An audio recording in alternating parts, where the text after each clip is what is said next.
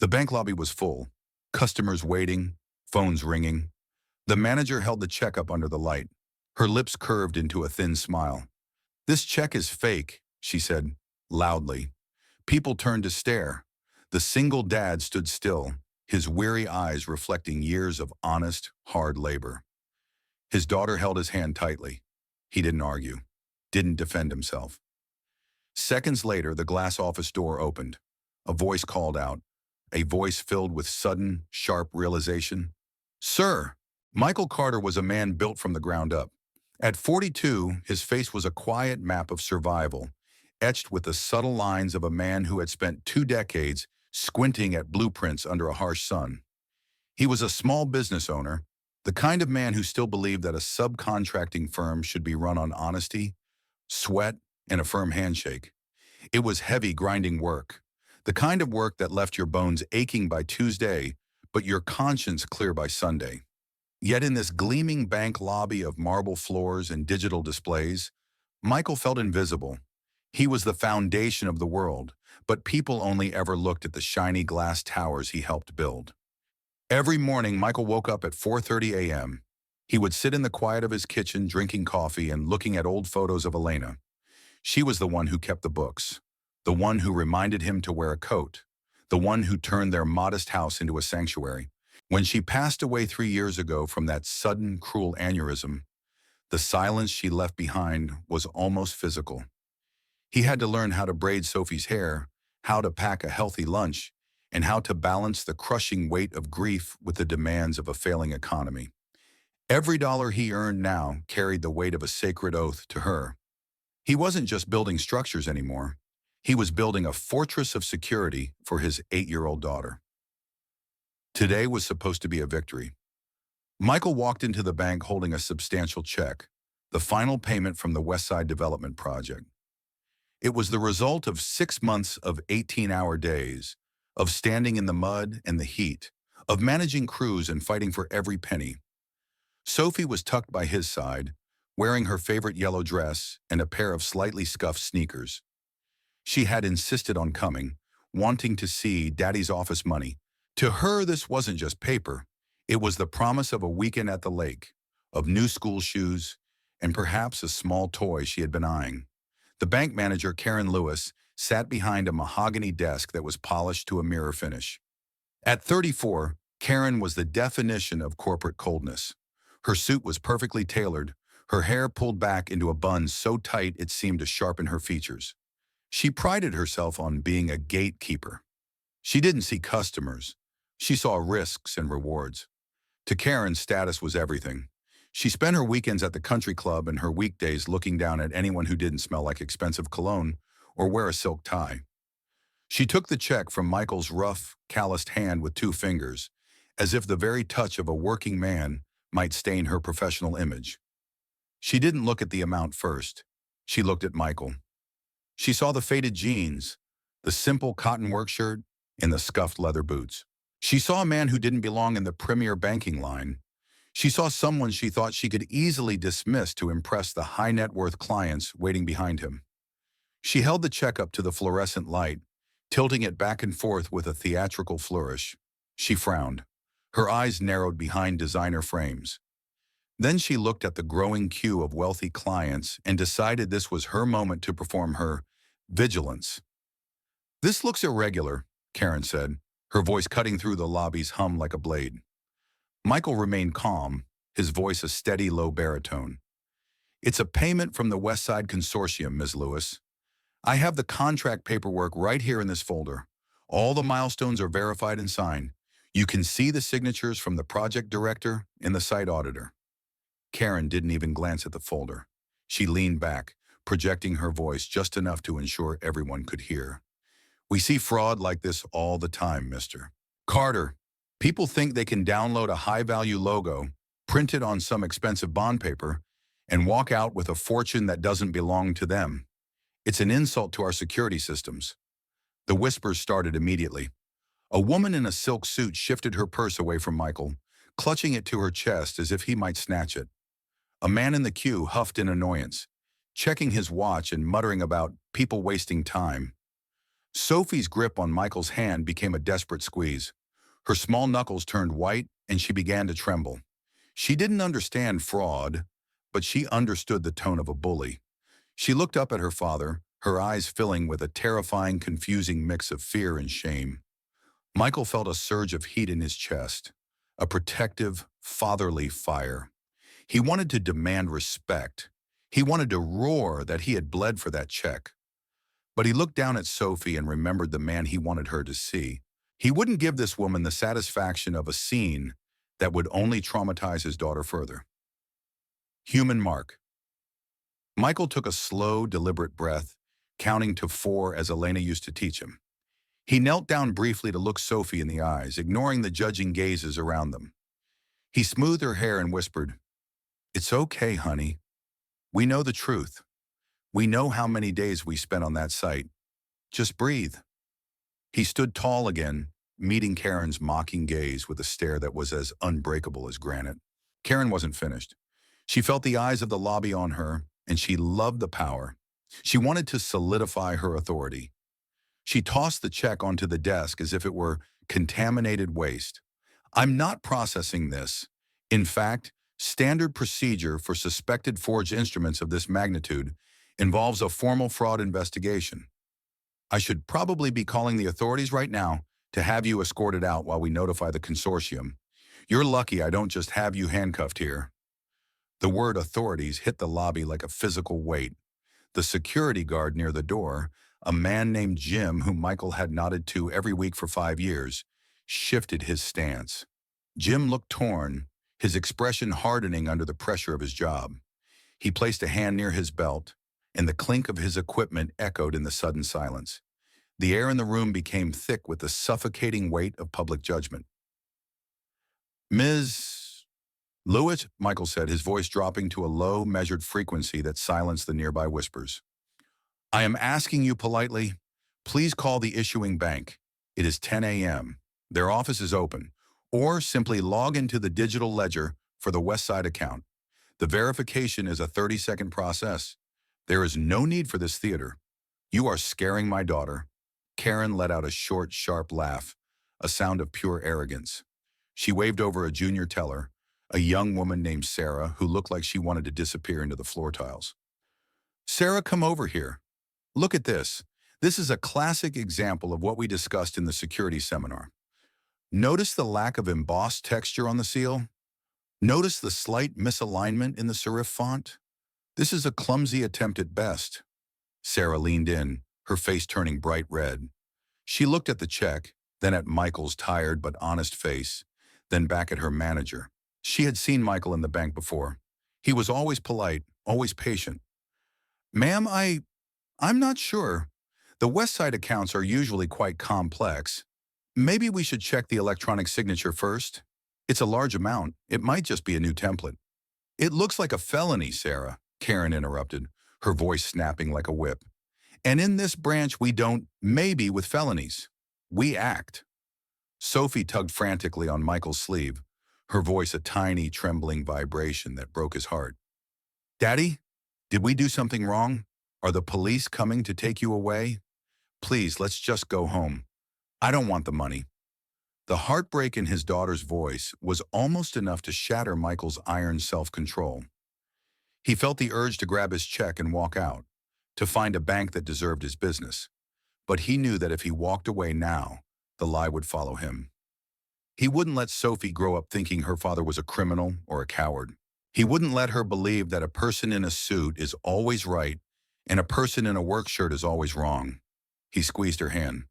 "No, Sophie, we didn't do anything wrong. We just wait. Sometimes people are so busy looking for the bad in the world that they forget how to recognize the good. We give them a little more time to see clearly. It's their eyes that are broken, not our check." Karen picked up her desk phone, her eyes locked onto Michael's with a predatory gleam. "I'm calling the regional security office. Stay right where you are." Inside the large glass office at the back of the lobby, a man had been standing by the window. Mr. Henderson, the regional director, was a man of quiet observation and deep memory. He had been watching the interaction since Michael first approached the desk. He had seen the manager's theatrical rejection. He had seen the little girl's shrinking posture and the father's steadfast dignity. Henderson felt a ghost of a memory stir, sharp and clear. He remembered a freezing Tuesday night 3 years ago. The community center his family had founded, a place that provided after-school meals for hundreds of underprivileged kids, had suffered a catastrophic pipe burst. The insurance had stalled, citing technicalities. The city was slow. A local contractor had shown up in a beat-up truck at midnight. He had worked through the night, through the next day, and refused to take a single penny for the labor. When Henderson tried to pay him, the man had simply said, "The kids shouldn't have to be cold. Just keep the kitchen running." Henderson stepped out of his office. He didn't run, but his pace was relentless, his shoes clicking rhythmically on the marble. As he approached the desk, the lobby went into a vacuum of silence. Karen's face lit up, a smug smile tugging at her lips. She thought her backup had arrived to finish the job. "Mr. Henderson, you're just in time. I was just about to report a major attempted fraud. This man tried to pass off a—" Henderson didn't even look at her. He walked straight to Michael, ignoring the desk, the phone, and Karen's protests. He reached out his hand, his eyes filled with a genuine, heavy respect that couldn't be faked. "Sir," Henderson said. The word was a cannon blast in the quiet room. The lobby froze. The woman in the silk suit stopped mid-breath. The security guard, Jim, immediately stood at ease, a look of immense relief crossing his face. Karen's hand froze on the telephone receiver, her finger halfway through dialing the final digit. "Mr. Carter," Henderson continued, his voice echoing with authority, "it has been far too long. I had no idea you did your banking at this specific branch. If I had known, I would have ensured you never had to wait in a line." "Cuántos son Monica?" Sophie looked up at her father.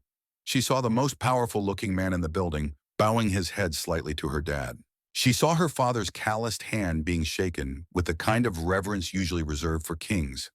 A new light of fierce, unshakable pride began to shine in her eyes, washing away the shame of the last 10 minutes. The silence in the bank was no longer uncomfortable. It was expectant. The power dynamic had shifted so violently that the air seemed to vibrate.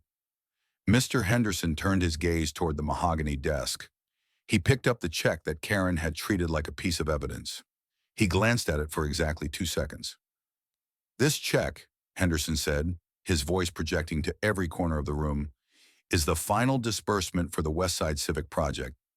I know this because I am the chairman of the Westside Development Board. I am a member of the consortium that authorized this payment. In fact, if you look at the second authorization line, Ms. Lewis, that is my signature. My own hand signed this document." He turned to Karen. The warmth he had shown Michael was gone, replaced by a cold, sharp edge that made the manager visibly flinch. "Ms. Lewis, did I just hear you tell this man, a man of impeccable character and the primary reason our city's library is finished, that this check was fake? Did you suggest to this entire lobby that he was a criminal?" Karen's face went from a confident pink to a ghostly, sickly white. Her mouth opened, but only a dry, raspy sound came out. She looked at the check, seeing Henderson's signature for the first time. She looked at Michael, really looked at him, and realized she hadn't seen the person, only the clothes. The texture, he didn't look like the typical high-value client. I was just protecting the bank's interests." "He didn't look like what?" Henderson's voice dropped an octave, dripping with disdain. "He didn't look like the man who saved our city's youth center. He didn't look like the owner of the most reliable subcontracting firm in the state. Or did he just not look like someone you felt like being decent to today because you thought he had no power?" Henderson turned back to the crowd of customers. "I want everyone in this room to hear this. Michael Carter and his company are the backbone of the infrastructure we all use. If this man brings a check into this bank, or any bank in this country, you don't question it. You thank him for his business, and you ask him if there is anything else you can do to serve him." The murmurs in the lobby shifted like a tide. The judgment was gone, replaced by a wave of profound embarrassment from those who had whispered. The man who had been checking his watch now looked deeply interested in his own shoes. The woman with the silk purse looked at the floor, her face burning with shame. Karen began to stammer, her hands shaking so hard she dropped the phone. I, I am so sorry, Mr. Carter. It was a terrible misunderstanding of protocols. Please let me process this immediately. Sarah, get the high-value ledger. We will waive all holding periods. I can give you a VIP rate for the business account. We can offer an interest-free line of credit for your next project. Michael looked at her. He didn't gloat. He didn't demand she be fired on the spot. He didn't film her humiliation. He simply took the check back from Henderson and handed it to the junior teller, Sarah, who was already waiting with her hand out. Please process it, Michael said softly. We're on a schedule. Sophie has a dance class this afternoon, and I've already made her late. Karen stood there trembling, her career flashing before her eyes. She knew Henderson wouldn't forget this. Mr. Carter, please, let me make it up to you. Let's move your accounts to our private wealth tier.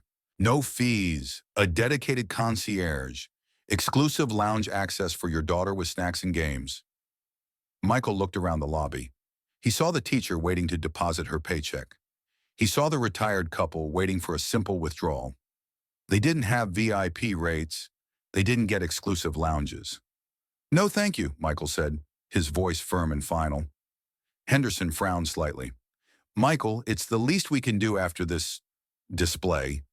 The private wealth tier is our highest mark of respect. Michael shook his head slowly. I appreciate the offer, Mr. Henderson. Truly. But I don't want a special lounge. I don't want a VIP title because I was treated poorly in public. I prefer fairness over privilege. If this bank can't treat a man in a dusty work shirt with the same respect as a man in a three-piece suit, then a fancy lounge won't fix the problem. I want to bank where everyone is treated like a VIP simply for being an honest customer. Symbol rejected. Michael took his receipt from Sarah. He didn't look for status elevation.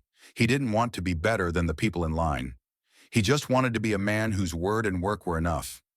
He turned and walked toward the door, leaving a room full of people who were suddenly, uncomfortably aware of their own internal biases.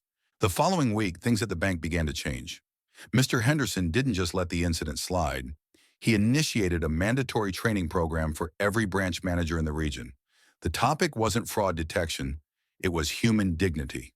He called it the Carter Protocol. It was a curriculum focused on the invisible bias that leads people to judge a book by its cover.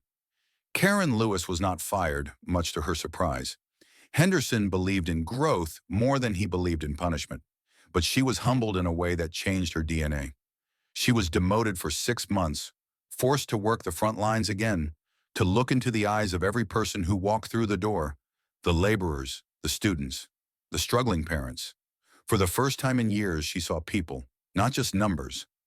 A few days later, Michael was across the street from the bank, loading supplies into his truck for a new project. The sun was setting, casting long golden shadows. He heard a soft voice call his name. Mr. Carter? It was Karen. She wasn't wearing her manager's blazer. She looked smaller, more human. I wanted to apologize privately. Without my boss watching, I was wrong. Not just about the check, but about you. I let my own narrow-mindedness hurt your daughter. I saw the look on her face when I said those things, and it's haunted me every night since. I am truly deeply sorry. Michael looked at her for a long moment. He saw the sincerity in her eyes. He didn't see the gatekeeper anymore. He saw someone who had learned a hard lesson. He nodded once, a gesture of quiet, dignified peace. We all have bad days, Mrs. Lewis. We all forget who we are sometimes. Just remember that the person on the other side of your desk is fighting a battle you know nothing about. They might be one check away from losing their home or one check away from a dream. Treat them with the kindness you'd want for your own family. That evening, Michael came home to find Sophie at the kitchen table. She was working intensely with her crayons, her tongue poking out of the corner of her mouth. She had been quiet since the bank incident, and Michael had worried. She presented him with a drawing. It was a stick figure with a giant yellow cape, holding a small girl's hand. At the top, in bold, colorful letters, it said, "My dad is brave." Michael felt a lump in his throat. He realized that in her eyes he hadn't been a victim. He had been a hero. He took the drawing and pinned it to the center of his office wall, right next to his business license and a photo of Elena. It was the most important document he owned. It reminded him that his true worth was never in the amount on a check, but in the reflection in his daughter's eyes. Months turned into a year. Michael's business grew, fueled by a reputation for integrity that spread faster than any advertisement could. He stayed the man he was. He didn't buy a flashy car to prove he had money. He didn't move to a gated community to escape the working class. He kept his modest home, the one filled with Elena's memory. The bank was different now. When Michael walked in, the tellers smiled. Not because he was a high net worth individual, but because they knew his name. They knew Sophie. They knew he was the man who chose fairness over a private lounge. Jim, the security guard, always made sure to open the door for them with a genuine, "Good morning, Mr. Carter." One Friday afternoon, Michael and Sophie walked out of the bank together after making a small deposit for her college fund. The sun was warm on their faces, and the city hummed around them. No stares, no whispers, no accusations. Sophie looked up at him, her hand swinging in his. "Daddy, remember that day when that lady was mean at the bank?" Michael climbed into the truck and pulled her in, buckling her seatbelt. "I remember, honey." "Why didn't you get mad?" she asked, her brow furrowed in genuine curiosity. "I was really, really mad for you. I wanted to yell at everyone in the room." Michael started the engine, the familiar, comforting rumble filling the cab. "Because anger doesn't prove truth, Sophie. It just makes more noise. If you start shouting, people only hear the noise. They don't hear the message. They just see another angry person." He leaned over and gently tapped her heart. "Truth is like a mountain. It doesn't care if the wind blows or the rain falls. It doesn't care if people yell at it or call it names. It just stays where it is. It's quiet. It doesn't need to defend itself because it's not going anywhere." He smiled, a gentle, knowing expression. "Patience proves truth. If you know exactly who you are, you don't need to prove it to people who are too busy judging you to actually see you. You just wait, and eventually the clouds move, and everyone sees the mountain for what it is. Always be the mountain, Sophie."